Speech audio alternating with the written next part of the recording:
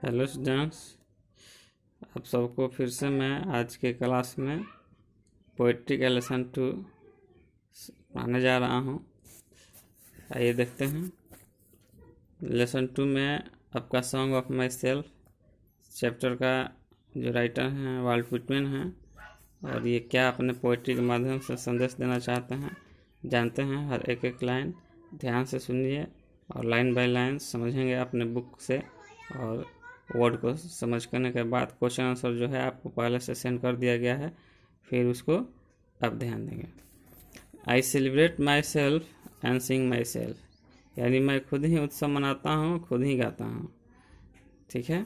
And what I assume you shall assume, जो मैं मानता हूँ कि आप वो ही मानेंगे, उस चीज़ पर आप हाँ भरेंगे। जो मैं कहता हूँ उसे आप अपनाएंगे। For every atom belonging to me, यानी जितने भी मेरे अंदर कण कण हैं, वो हर एक एटम मेरे अंदर जो है वहीं आपके भी अंदर हैं। जिस चीज़ से संरचना मेरी हुई है उस चीज़ से आप ही को हुई है, यानी इसमें बहुत ही समानता है। As good as belong to you, यानी आपको भी वही है। I love and invite my soul, मैं अपने आप को मैं इंजॉय करता हूँ और मैंने अपने आत्मा को इनवाइट करता हूँ, फिर से एक बार निमंत्रित करता हूँ।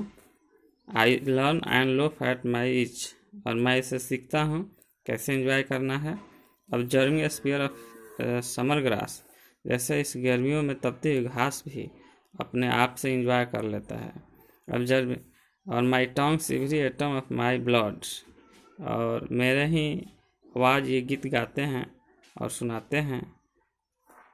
Did from this soil air born here's of parents, जैसा कि इसमें एक एक चीज़ का जो रचना हुई है इस प्रकृति में, उन सब में प्रकृति का एक ही मंजर है, एक ही संरचना है।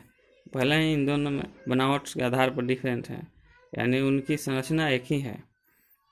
आगे कहते हैं कि from parents the same and their parents the same, यानी जैसे हमारे पेरेंट्स हैं वैसे ही उनके हैं, यानी सबने एक जैसे ही जन्म लिया और फिर इस कर्म भूमि पर अलग हो गया।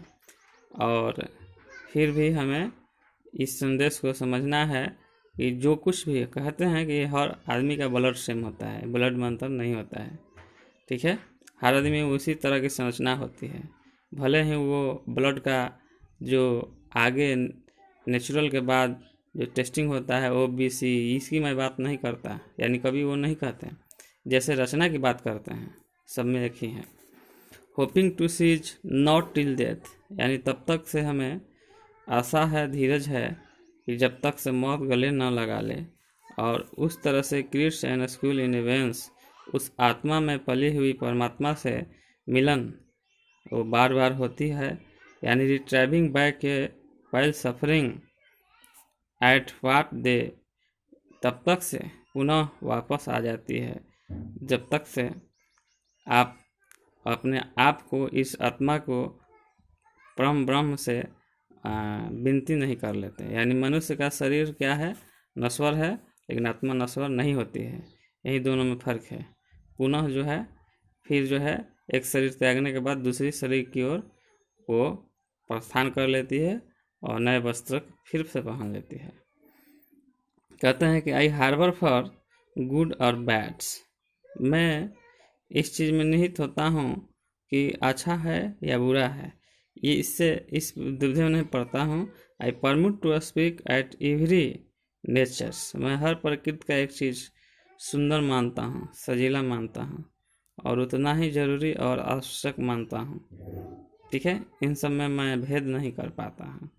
Without check with original energy, कहते हैं कि बिना इसे जांच किए हुए, और यही तो क्या है ओरिजिनल एनर्जी, किस में क्या है, इसका मैं खंडन नहीं करता, भेदभाव नहीं करता। यानी हर आदमी में एक एनर्जी है, ऊर्जा है, जिसके चलते वो क्या करता है कि अपने आप को उपस्थिति दर्ज कराता है।